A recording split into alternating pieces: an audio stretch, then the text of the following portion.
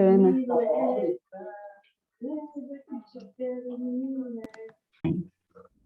Amém. Amém, graça e paz a todos. Feliz porque estamos aqui mais uma vez para glorificar o nome do nosso Deus. Amém. Um pouquinho cansada, mas de pé, porque Deus é bom o tempo todo e a sua misericórdia nos renova, não só nas manhãs, mas todos os dias em que nós nos dispusemos a adorá-lo e bendizê-lo, né? Eu preparei essa aula e eu estava agora há pouco revendo tudo que eu tinha preparado e eu estava dizendo para Deus, falei, Deus, eu preciso que o Senhor me ajude, porque enquanto eu estava preparando essa aula, as lágrimas estavam descendo e eu não conseguia me conter, porque falar da crucificação de Cristo é você falar da dor que ele passou. Lembrar, sim, do que nos traz, mas principalmente da dor que ele passou. Parece que é quando você, assim, liga um reloginho, uma chavezinha, sabe, na sua mente, e você pensa assim, verdadeiramente, Cristo passou muitas coisas por nós. Então, assim, eu só peço que o Espírito Santo me ajude mesmo a conseguir passar tudo que eu tenho que passar sem que as minhas emoções estejam à frente de tudo que eu quero passar. Falar da crucificação de Jesus é falar do maior evento, né, que já houve ali antes da ressurreição. A morte de Jesus na cruz foi um evento que marcou para sempre a nossa história e a história daquele povo, não é? Foi um evento que de tamanha grandeza, porque eu vou relatar para vocês a cada passo, a cada sofrimento do que aconteceu ali. Nós temos que trazer a memória um pouquinho antes do Getsemane, trazer a memória, sabe, um pouquinho antes ali do momento em que ele ora com seus discípulos, em que ele se sente ali deprimido e fraco, onde ele é tentado novamente. Uma semana antes, no domingo, Jesus adentra Jerusalém, no jumentinho ali, honrado e glorificado pelo povo, onde o povo colocava ali os ramos para que ele pudesse passar, e sendo mesmo ovacionado pelo povo. E logo em seguida nós vemos, na semana seguinte, nós vemos a imagem de um Cristo que estava sendo adorado e agora estava sendo condenado ali naquela cruz e daquela maneira tão envergonhosa e tão dolorosa. Porque nós temos assim, nós temos a imagem da romantização da cruz. Não que essa imagem não exista, né? Porque ali verdadeiramente ele mostrou o seu amor, demonstrou o seu amor, a sua bondade, a sua misericórdia e principalmente a sua fidelidade ao propósito do Pai para conosco. Mas nós precisamos entender o que verdadeiramente aconteceu ali naquele lugar. Nós vamos ter que entender como que era a crucificação, qual era o significado da crucificação. A morte de cruz era a morte mais cruel que existia naquela época.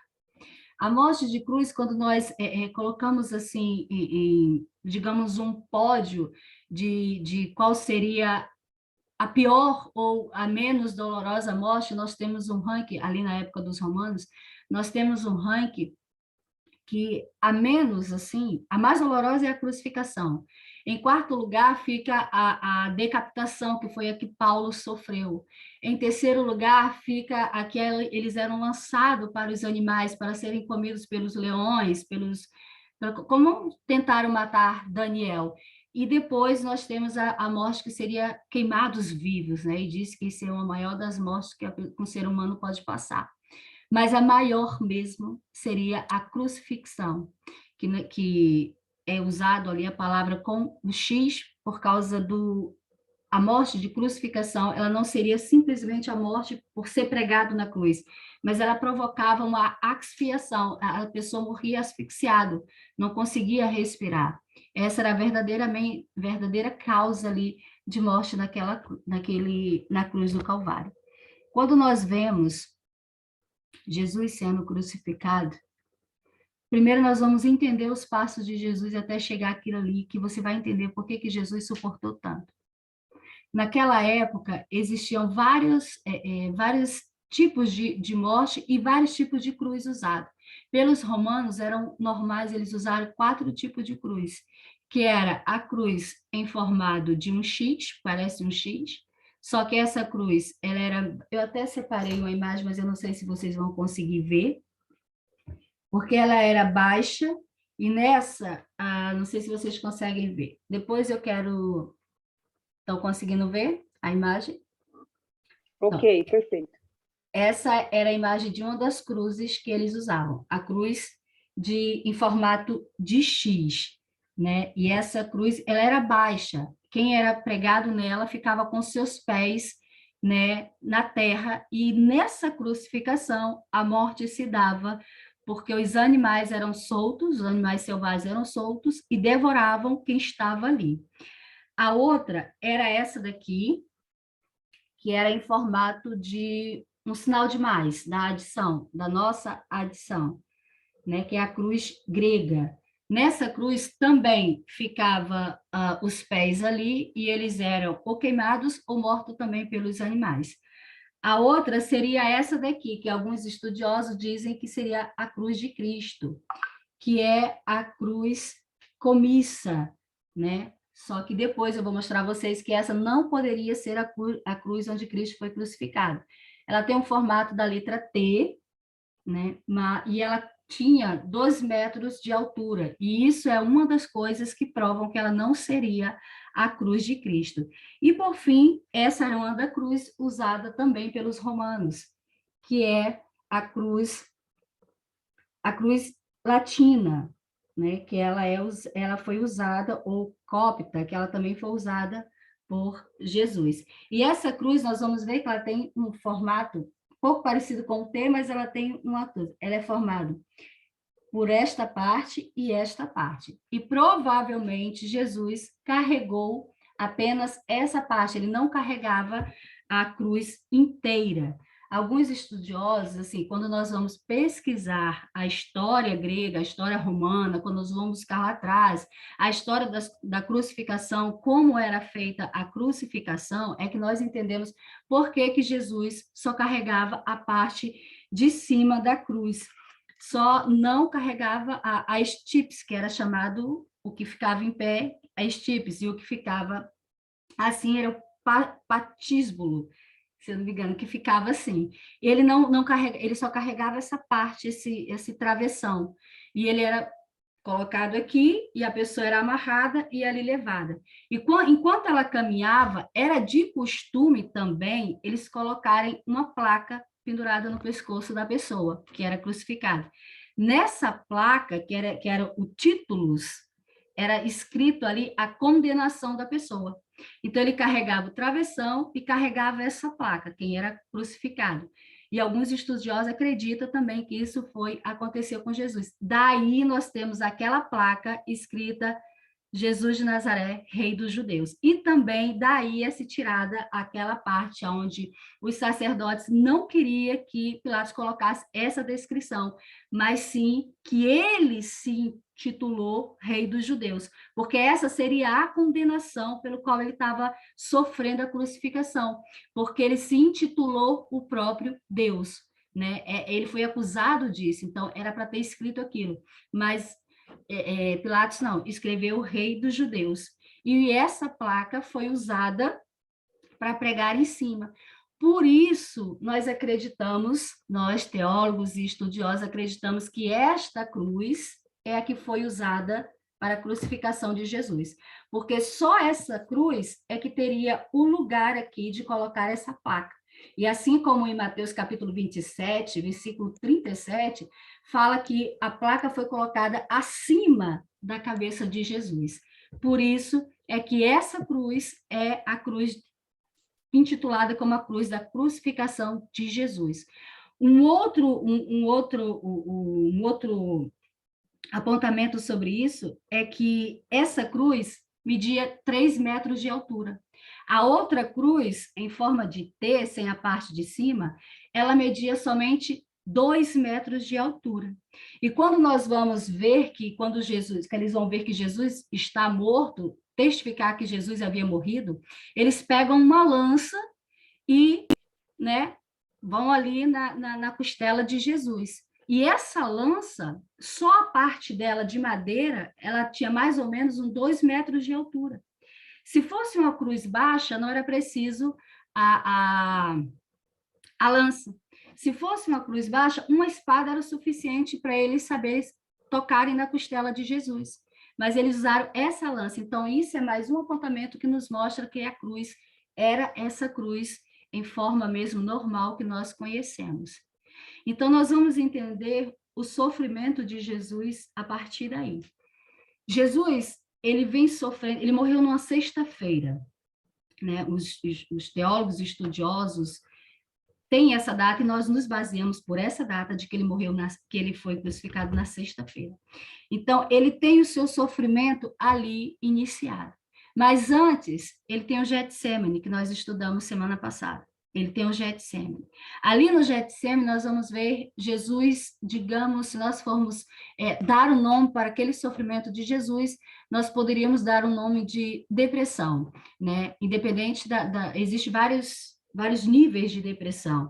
E nós vamos ver ali Jesus sofrendo fisicamente, psicologicamente e emocionalmente. Em seguida, ele é preso, tem a traição daquele que ele amou até o fim, que foi Judas, ele amou Judas até o fim, e ele tem a traição desse amigo importante para ele, mais um sofrimento para Jesus, e ele é preso e levado, entregue aos soldados romanos, e ali ele é açoitado, ali ele é cuspido, ali ele tem uma noite mal dormida, na verdade, ali, e quando é pela manhã, ele tem uma cruz à sua espera. Então, daí nós já vamos iniciar vendo o sofrimento de Jesus. Qualquer um de nós, seres humanos, teria abrido mão do propósito ali, teria desistido e se entregue ali, mas ele não. Ele continuou e prosseguiu. E era de costume eles andarem com o condenado diante da rua mais movimentada que existia na cidade, que era para todos ver, porque a cruz era usada para condenar, para matar os piores bandidos. Era quem sofresse, quem fizesse a o maior golpe contra o Estado romano, digamos assim. Quem se levantasse contra, ou alguém que tivesse um crime horrendo para morrer naquela cruz. Né? Então, eles usavam essa caminhada, essa trajetória deles carregando essa haste, carregando a placa com a sua condenação ali, de exemplo para quem estava naquele lugar, dizendo, olha, se você fizer a mesma coisa, você vai morrer do mesmo jeito. Dizendo, não faça isso, senão você vai passar pela mesma coisa. Então, eles usavam de exemplo para as pessoas que estavam ali. Então, todos assistiam Jesus passando naquele lugar. A multidão que no domingo anterior estava ovacionando Jesus na entrada de Jerusalém, agora estava ali. Estava ali zombando do sofrimento de Jesus, zombando do seu amor, zombando da sua fidelidade, zombando da sua bondade. Mas Jesus manteve-se firme no seu propósito. Eu quero ler com vocês Mateus capítulo 27. Eu vou ler a partir do versículo 31. Eu sei que a crucificação começa a partir do versículo 32, mas eu quero começar a ler a partir do versículo 31, que diz assim: depois de terem zombado dele, tiraram-lhe o manto e o vestiam com suas próprias roupas. Então o levaram para crucificá-lo. Ao saírem, encontraram um homem de Cirene chamado Simão e o forçaram a carregar a cruz. Chegaram a um lugar chamado Gólgota, que significa caveira, que quer dizer caveira, e lhe deram para beber vinho misturado com fel. Mas ele, depois de prová-lo, recusou-se a beber. Depois de crucificarem, dividiram as suas roupas dele, tirando sorte, e sentando-se, vigiavam-no ali. Por cima de sua cabeça, daqui a importância de vocês até grifarem isso, que significa mesmo que aquela era a cruz, Por cima de sua cabeça colocaram por escrita a acusação feita contra ele. Este é Jesus, o Rei dos Judeus. 2 ladrões foram crucificados com ele, um à sua direita e o outro à sua esquerda.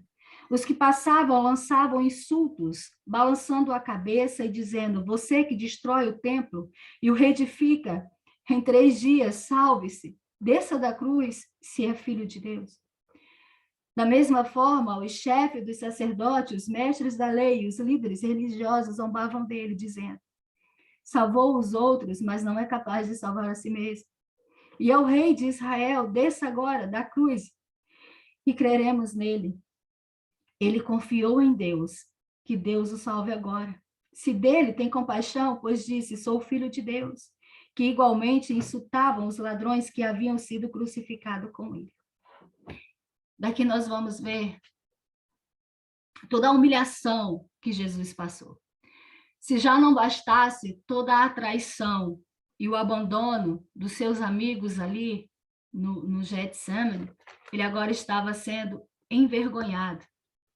Envergonhado diante de uma multidão, das pessoas que ele salvou, das pessoas que ele amou, das pessoas que ele curou. E agora estava sendo ali motivo de zombaria. Como eu já disse para vocês, a crucificação era o modo mais cruel e humilhante e vergonhoso de pena de morte que podia existir na Roma naquela época. Essa morte ela foi usada pelos persas e adotada pelos romanos, mas existia uma lei que romano não podia morrer crucificado na cruz. Um cidadão romano não podia morrer crucificado na cruz. Por isso, Paulo não foi crucificado, e sim Pedro. Pedro não era cidadão romano, então ele foi crucificado de cabeça para baixo. Paulo, como cidadão romano, não podia morrer crucificado, por isso foi decapitado. Por isso essa diferença aí entre a morte de Paulo e a morte de Pedro. Depois de Roma ter adotado esse tipo de morte, a história nos conta que muitas pessoas morreram da mesma maneira. Muitos bandidos, muitos ladrões, por isso ali 2 ladrões do lado de Jesus.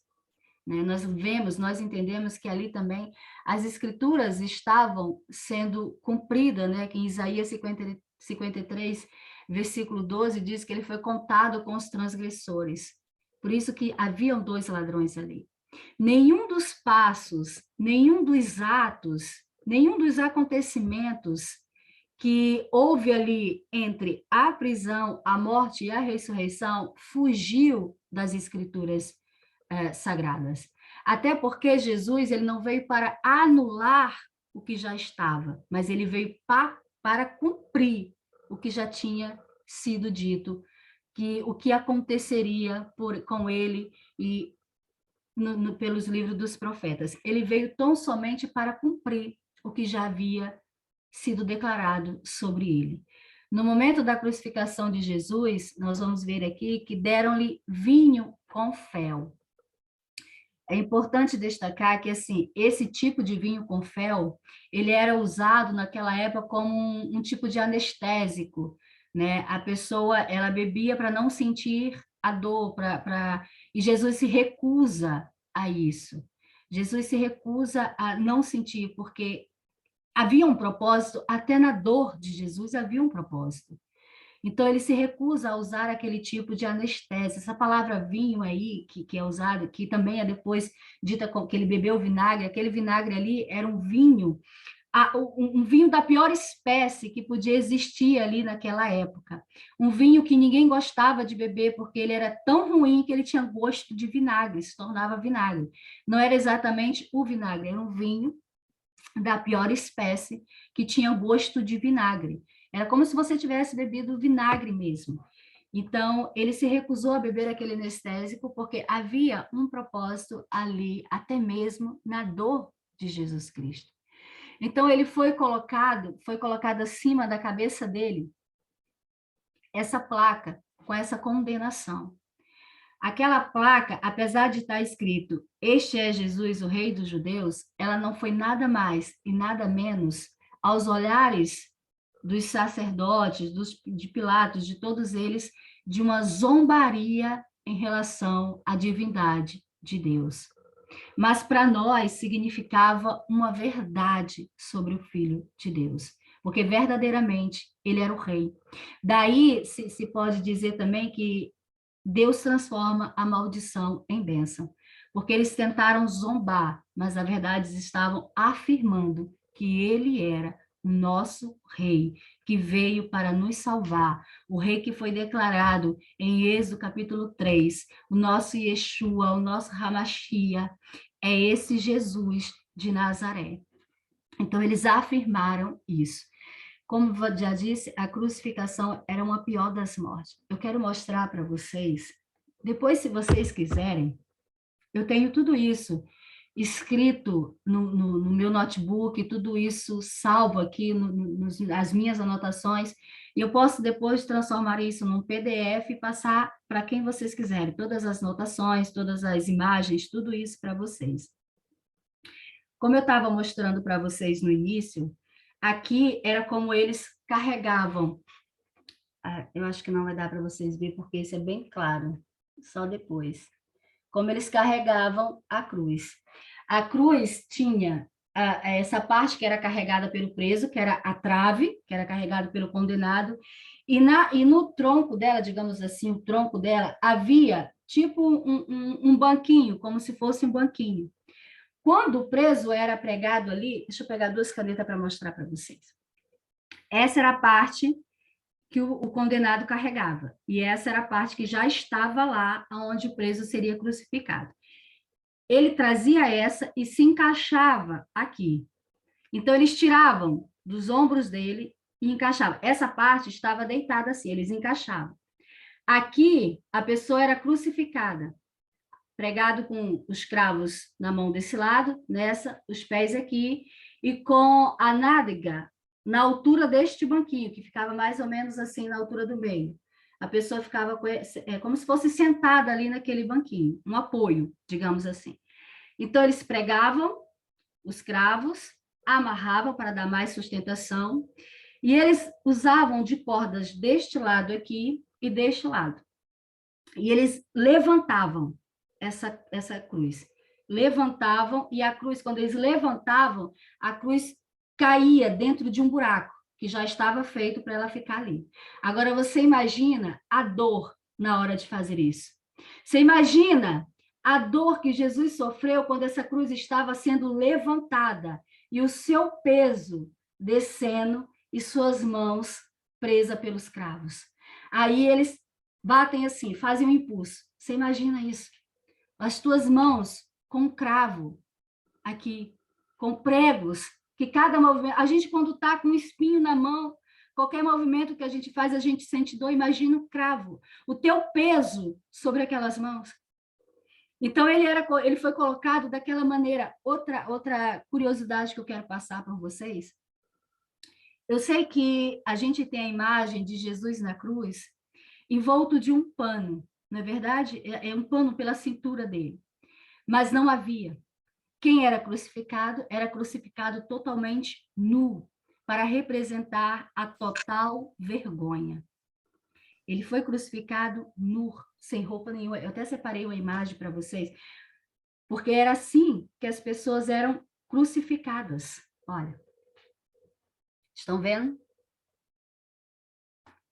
Ele aqui preso pelos cravos, as nádegas aqui, e quando ele ficava em pé, os pés deles eram sustentados somente pelos cravos. Quando ele estava nesta posição, ele não conseguia respirar. Quando ele estava nessa posição aqui, os pulmões dele estavam sendo contraídos e ele não conseguia respirar. É por isso que os presos morriam, é por isso que os condenados morriam por falta de ar, porque os pulmões, sabe, ele não dava para respirar. Então, eles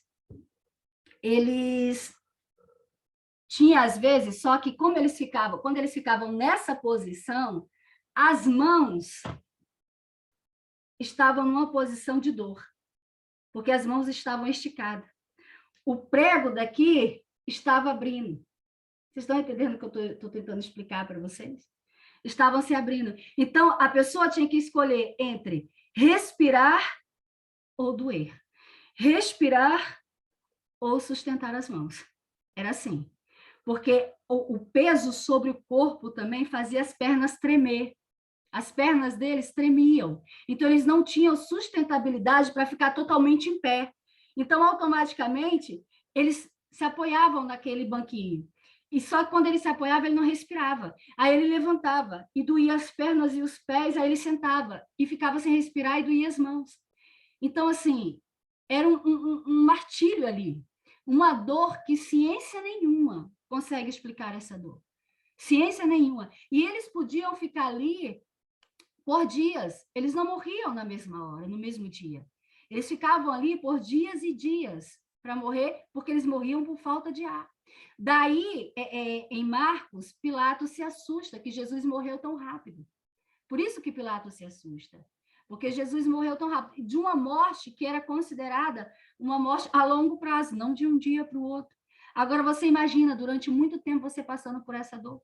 E você sendo inocente da acusação que estavam te fazendo. Você tentando simplesmente salvar, curar, libertar as pessoas e ter que passar por tudo isso. Nós, quando nós sofremos qualquer tipo de acusação, nós já nos sentimos mal, sabe? Nós já não temos forças para prosseguir. Imagina Jesus. Ele poderia ter tido ali, Senhor, eu não preciso passar disso, eu vou descer dessa cruz, como eles estavam zombando. Tu não és Deus? Desça, salva-se a si mesmo. Ele poderia fazer isso. Mas, mais uma vez, nós vamos ver aqui o próprio inimigo usando as palavras que usou no deserto. Tu não és o Filho de Deus, então transforme a pedra em pão. Tu não és o Filho de Deus, então salva-te a ti mesmo, desça dessa cruz. Mas não, havia um propósito a ser cumprido. Independente da dor que ele estava sentindo, ele preferiu obedecer a Deus. E nós vamos ver que Jesus, quando ele está ali na cruz, acontecem alguns eventos. Apesar de toda essa dor que Jesus está sentindo, apesar de tudo isso que Jesus está sentindo, eu separei 7 frases ali na cruz que nos mostra o amor, o cuidado, a parte humana e a fidelidade de Jesus Cristo. A primeira, que é: Pai, perdoe-lhe, pois não sabem o que estão fazendo. Jesus ora por aqueles que estão condenando, ora por aqueles que estão zombando dele, ora por quem aos nossos olhos não mereciam sequer o perdão. O amor de Deus é imensurável. A misericórdia do Senhor, o amor dele por nós vai além dos nossos entendimentos. Nós não conseguimos compreender, é inexplicável. Como é que uma pessoa, numa situação daquela, vai pedir perdão por aqueles que estão colocando ela naquela situação? E de uma dor que vai além da humanidade, uma dor que vai além, porque a gente perdoar quem nos magoou é fácil, olhando para Jesus na cruz. Perdoar alguém que nos machucou fisicamente, assim, não é fácil. Agora, perdoar quem está te condenando injustamente, perdoar quem está, sabe? É inexplicável o que Jesus fez ali. E essa frase me mostra o total amor de Jesus Cristo, o amor incondicional do Pai pelo Filho. Eles não mereciam o teu perdão, Deus, mas perdoa-os, porque eles não sabem o que fazem. Eles não sabem o que fazem. A outra é: eu lhe declaro solenemente, hoje você estará comigo no paraíso. Isso está em Lucas, capítulo 23, versículo de número 43, e essa frase é relacionada ao ladrão na cruz. Eu vou ler com vocês, porque essa frase eu separei ali, porque ali mostra também a divindade de Deus, a divindade de Jesus. Mas existe um debate em relação a essa frase, em relação a como ela é dita verdadeiramente. Quando nós vamos para o grego, nós vamos ver que não existe uma vírgula ali. O texto é reto, né? Em Lucas, capítulo 23, versículo de número 43. Lucas, capítulo 23.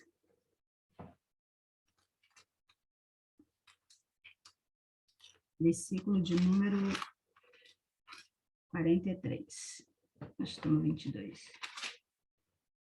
Versículo de número 43. Jesus lhe respondeu: eu lhe garanto, hoje você estará comigo no paraíso. Um ladrão que, olhando o sofrimento de Jesus, se arrependeu. Aqui nós vamos ver o significado da cruz do Calvário para nós hoje. Arrependimento e salvação. Eu gosto de ficar com aquilo que Deus revelou ao meu coração. Existe uma briga aqui, ele falou, eu lhe garanto hoje, no dia de hoje, alguns dizem isso, que Jesus estava falando sobre o dia de hoje. Hoje eu te falo isso. Não que hoje mesmo você estaria no paraíso comigo. Outros dizem, não, hoje você estará no paraíso comigo, hoje mesmo. Quando acabar tudo isso aqui, você vai estar no paraíso comigo. Mas eu prefiro ficar com a parte que Deus revelou a mim, que falou ao meu coração, que é, a partir do momento em que eu confesso e reconheço a Jesus, eu já tenho a minha salvação. Porque Paulo vai ensinar depois que se eu confessar, eu vou ser salvo. Basta eu confessar. Basta eu aceitar Jesus. Eu já estou no reino de Deus. Basta aceitar Jesus, aceitar a sua crucificação, reconhecer como meu Salvador. Eu já tenho a minha salvação garantida. Eu já tenho lugar no paraíso. Eu já tenho um lugar do lado do meu Deus na eternidade. Agora, se eu vou continuar com a minha salvação, aí já é outra história. Mas quando nós confessamos, nós temos a salvação. Então, eu fico com essa parte. Jesus diz, hoje mesmo, você estará comigo no paraíso. Por quê? Porque com esse seu arrependimento, com esse seu reconhecimento, você garantiu a sua salvação. Eu gosto disso, porque a Bíblia me mostra isso. Não me interessa se é relacionado a tempo, mas eu gosto de relacionar ao amor e ao perdão. Porque a Bíblia nos ensina, de Gênesis a Apocalipse, que se nós nos arrependermos, nós encontramos a salvação de Deus. Que se nós nos arrependermos e andarmos nos caminhos do Senhor em obediência a Ele, nós encontramos a salvação.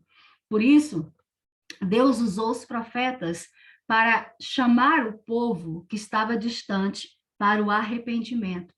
Chamar o povo que estava distante, sabe, para confessar de novo Ele como seu único e verdadeiro Deus. E ali andar debaixo das suas bênçãos e tomar posse das suas promessas que Ele tinha feito. E foi isso que o ladrão fez aqui. O ladrão aqui se arrependeu, confessou a Jesus e encontrou a sua salvação. E ali Deus mostrou a divindade dele, de tirar o pecado do mundo e salvar. Ali ele mostrou. Ali ele mostrou o que ele já tinha mostrado com o paralítico, quando desceram com ele do telhado. Quem és tu para perdoar os pecados? Jesus disse, é mais fácil perdoar o pecado ou dizer, levanta-te e anda-te. Então ali Jesus perdoou o pecado daquele paralítico. E aqui Jesus perdoa o pecado do ladrão na cruz. O outro não se arrependeu, mas esse garantiu o seu lugar. Esse garantiu o seu lugar ao lado de Deus, garantiu a sua salvação. Então, nessa frase, nós temos a divindade de Deus, o Deus que perdoa e o Deus que salva, independente da condição que ele estava ali, que o ladrão estava. Deus salvou, ele perdoou e salvou aquele homem. A outra frase é: aí está seu filho, e aí está sua mãe, que está em João, capítulo 19, versículo 26 e 27. João 19, 26 e 27. Essa frase está relacionada a Maria. Aí nós já vamos ver, os estudiosos apontam isso como a parte humana, o cuidado de Deus com os humanos, conosco, de não nos deixar desamparados em nenhum momento. Porque Maria tinha Jesus como seu filho, apesar de Jesus saber que ele era filho de Deus. Mas a Maria amava-o como seu filho, afinal saiu do ventre dela. E agora o seu filho partiria e ela ficaria sozinha. Então Jesus delega João para cuidar de Maria. E Jesus diz: olha, esse aí agora é o teu filho. E nós vamos ver que logo em seguida João leva Maria para a casa dele para cuidar dela. Então, assim, nós vamos ver o cuidado, o zelo de Deus, a promessa que ele nunca nos deixaria sozinha e nem desamparados, porque ele se preocupa com tudo na nossa vida. Deus cuida de todos os detalhes da nossa vida. E aqui Jesus diz, aqui Jesus fala da parte humana, dizendo, não, eu vou cuidar de você, mesmo eu não estando aqui, mas você não ficará desamparado. Mesmo eu voltando para o meu Pai, você não ficará desamparado. Hoje, nós temos o Espírito Santo, que está sempre conosco, cuidando de nós, zelando por nós. A presença de Deus em forma do seu Espírito. E aqui Jesus estava dizendo mais basicamente isso. Eu vou, mas você não vai ficar sozinho, além da promessa que eu fiz. Este agora é o teu filho. É este agora que vai cuidar de você. É este agora que vai amparar você. Essa é a visão que eu tenho, Paula teóloga. É a visão que Deus me deu do seu cuidado humano conosco. Da parte humana, sabe, que nós não vamos ficar desamparados. A outra fase é: meu Deus, por que me abandonaste? Marcos capítulo 15, versículo de número 34. Meu Deus, por que me abandonaste? Parece até que Jesus foi abandonado desde Getsêmani, não é verdade? Porque ele estava ali como se ele tivesse sido esquecido pelo próprio Deus. Mas não. Preste atenção. Jesus estava passando por, digamos assim, do lado humano, os seus piores momentos. Os seus piores momentos. Ele vem do Getsêmani, aonde ele estava ali sofrendo, angustiado, e aonde os seus amigos, que ele contava com os seus amigos, não pôde contar, aonde o seu amigo também, que ele amou, cuidou, zelou, protegeu, o traiu, tinha passado a noite apanhando, sendo cuspido, apanhando na cabeça, sendo chicoteado, onde ele foi pela manhã humilhado pelas ruas e agora estava naquela posição.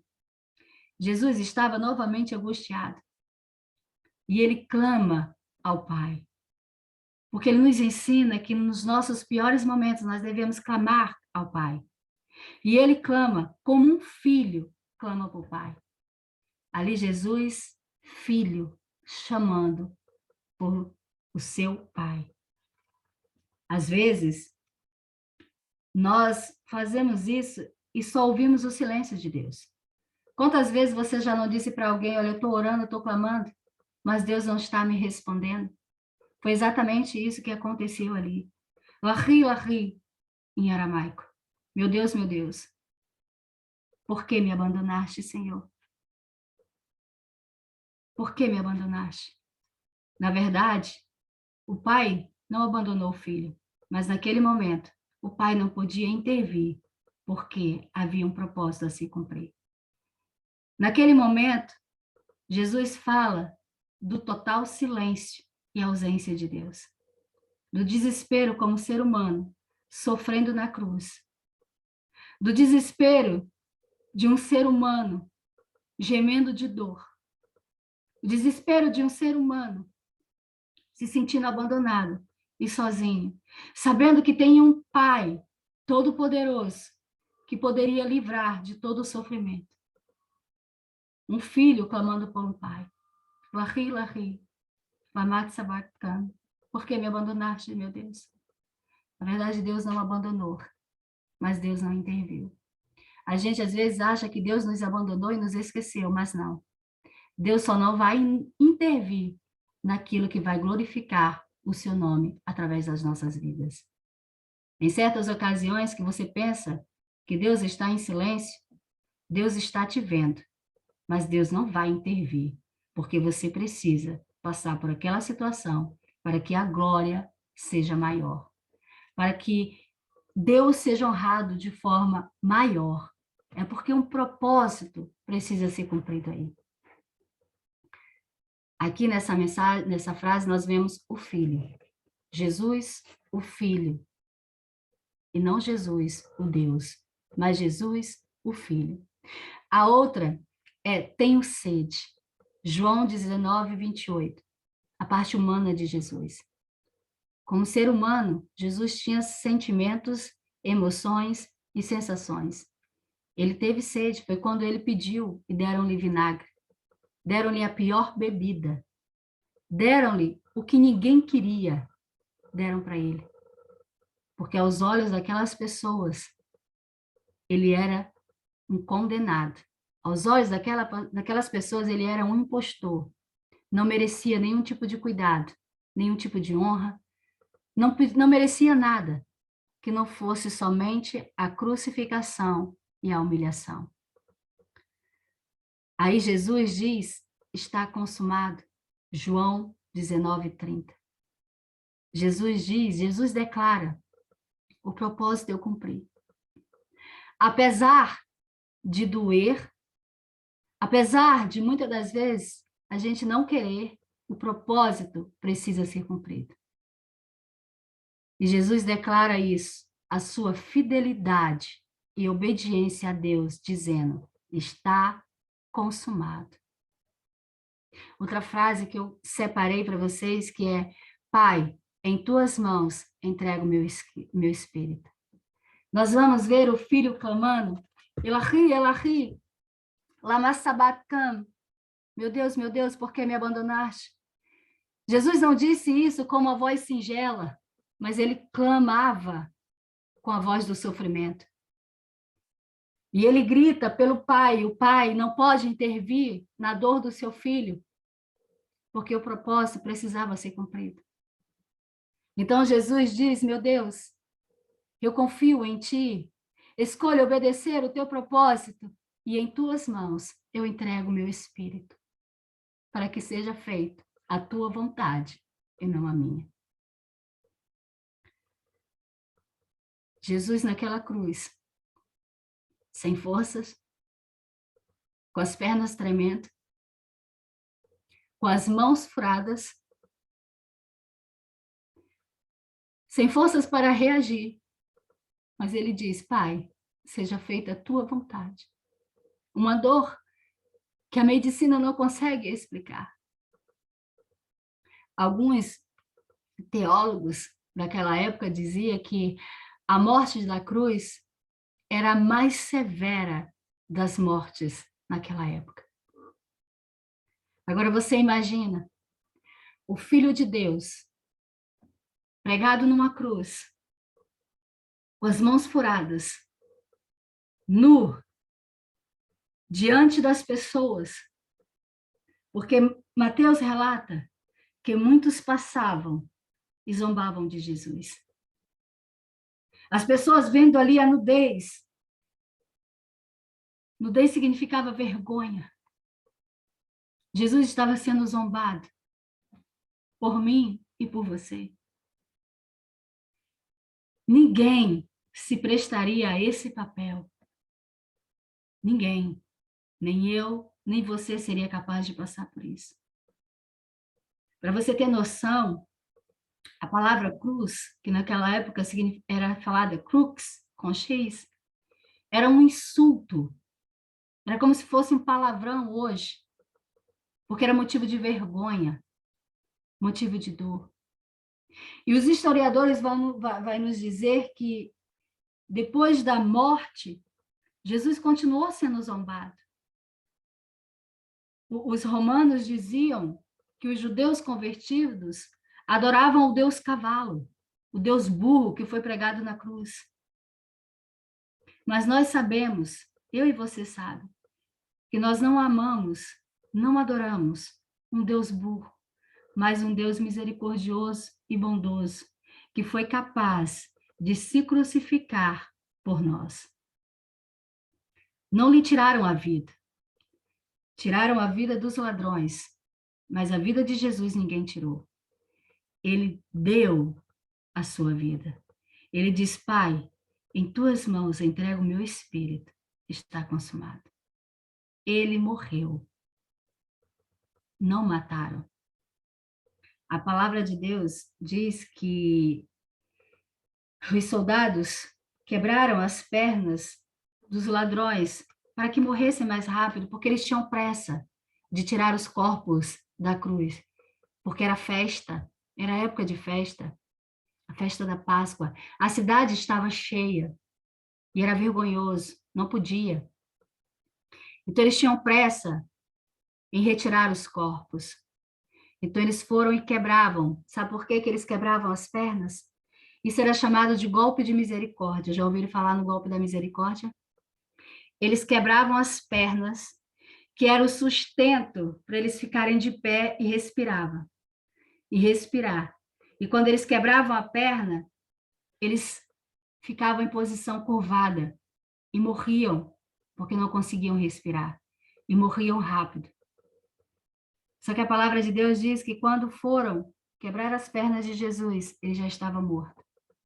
Para que se cumprisse as escrituras de que nenhum dos seus ossos fossem quebrados. A cruz do Calvário é o cumprimento do Novo Testamento, do Velho Testamento. É o cumprimento das profecias. É o cumprimento das leis que Deus deu a Moisés. E também é a nossa salvação. Na cruz do Calvário, nós vemos o sofrimento de Cristo. Mas na cruz do Calvário, nós vemos o nosso sofrimento indo embora. A palavra de Deus diz que houve trevas entre meio-dia e as 3 da tarde, enquanto Jesus estava ali. Significava, sabe, o fim. Significava ali que foi mesmo consumado. E na hora que Jesus morreu, o véu se rasgou. O véu se rasgar significa que o caminho estava aberto para os santos dos santos. Agora eu e você, nós temos livre acesso ao Pai. Nós não precisamos de um sacerdote. Nós não precisamos que ninguém interceda por nós, porque Cristo morreu por nós. Quem lembra de quando o povo foi tirado do Egito e Deus disse para Moisés matar um cordeiro, e o sangue do cordeiro seria passado nos umbrais da porta, e ali o espírito da morte passava, e onde tivesse esse sangue, aquela casa não seria atingida pelo espírito da morte. Pois é, Cristo foi esse cordeiro, e o seu sangue foi derramado por nós, para que a morte não nos alcançasse, mas uma vida eterna nos fosse dada ali naquele lugar. Nós não precisamos mais fazer sacrifício, porque na cruz tudo foi nos dado. A palavra de Deus diz que pela pisadura deles, pelo sofrimento dele ali, pela cruz do Calvário, nós fomos sarados. Ali, nós ganhamos cura, libertação e salvação. Tudo já nos foi feito. O melhor, muitas pessoas oram dizendo, eu quero o melhor de Deus. O melhor já foi te dado. O seu filho morreu por você. O Filho de Deus morreu por você. Não existe coisa melhor do que essa. Não existe coisa maior do que essa. E como o próprio Jesus diz, está consumado. Ali na cruz do Calvário, Jesus cumpriu as promessas. Agora, cabe nós adentrarmos no Santo dos Santos e desfrutarmos das promessas que ele nos deu. Das promessas que foram cumpridas para a nossa vida. Nós não podemos nunca, jamais, deixar que todo esse sofrimento venha a ser em vão. Deixar que todo esse sofrimento, sabe, não tenha valor nenhum na nossa vida. Quando Jesus morre às 3 da tarde, a sua capa, as suas vestes são lançadas por sorte. mais uma vez para cumprir a promessa de Deus. E seu corpo é tirado e levado para um túmulo, nunca usado antes. Nunca usado antes. E a palavra de Deus diz que no terceiro dia, ele ressuscitou, para que mais uma vez a promessa se cumprisse. Que você possa ter consciência de que a cruz não é apenas um símbolo religioso, mas a cruz é uma realidade. A cruz é uma dor, é um preço. A cruz também é uma liberdade. A cruz também é a cura, é a salvação. A partir da cruz, nós nos tornamos novas criaturas. A partir da cruz, aquele ladrão já não era mais ladrão. A partir da cruz, aquele ladrão passou a ser chamado Filho de Deus. Que você possa ter essa consciência de quem você é. Lembre-se que o teu Redentor foi pregado numa cruz, humilhado, envergonhado, chicoteado, para que hoje você estivesse aí de pé, para que hoje você tivesse vida e vida em abundância. Vida em abundância não significa vida rica, mas significa a própria vida de Deus. A palavra Zoe, a vida de Deus, a vida plena, a plenitude. Tudo isso foi para que você desfrutasse da plenitude de Deus. Amém? Assim, eu agradeço mais uma vez e agradeço a Deus por ter me permitido falar sobre isso com vocês. Alguma pergunta? Alguma dúvida? Gratidão. Ai, Esse Jesus. assunto é real, verdadeiro e impactante. Você imagina a dor. Você imagina a dor. A cada vez que ele se levantava para respirar, a mão dele se movia e os pregos ali torciam. E era uma dor que ele não tinha um remédio. A gente, quando está com a dor, a gente toma um remédio, a gente toma com alguma coisa para passar. Mas ele ali não tinha nada. Ele só tinha o consolo do que ele estava fazendo. Ele só tinha o consolo de que era necessário ele passar por aquilo, mas que ele estaria sentado à direita de Deus. E essa é uma verdade. Essa é uma verdade.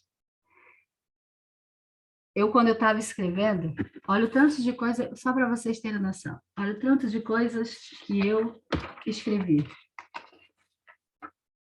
Olha, de revelações que Deus foi me dando.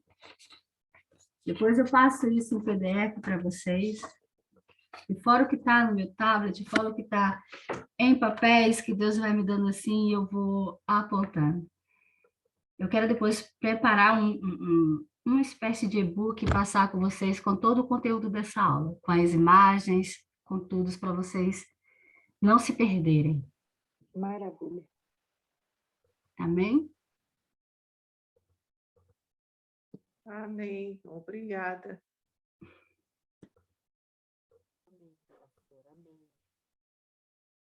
Contemplados? Acho que está todo mundo remexido, pastor. Acho que não tem nem pergunta, né? Não, Tão tremendo que foi. vocês. Eu cheguei aqui, eu estou passando por uma semana bem complicada mesmo. Muito corrida, muito... E eu cheguei aqui cansada, mas eu estou saindo daqui renovada. Glória a Deus. Renovada. É lindo. Deus é lindo. Bom, pelo silêncio da turma, está todo mundo impactado. É um assunto maravilhoso, né? A forma como Jesus se entregou por nós, né? sem reservas, né? E tudo se convergiu nele, né? Efésios capítulo 1, versículo 7, em diante. Muito obrigada, pastora, por essa aula maravilhosa. Muito obrigada, alunos da Escola de Servos, né? Amigos, companheiros. Estamos juntos aí, já tem bastante tempo, desde 2020, né? Indo para o 3º ano. Eu creio que contemplou. A senhora tem mais algum comentário, pastora? Não. Não? Então, eu vou encerrar aqui, né?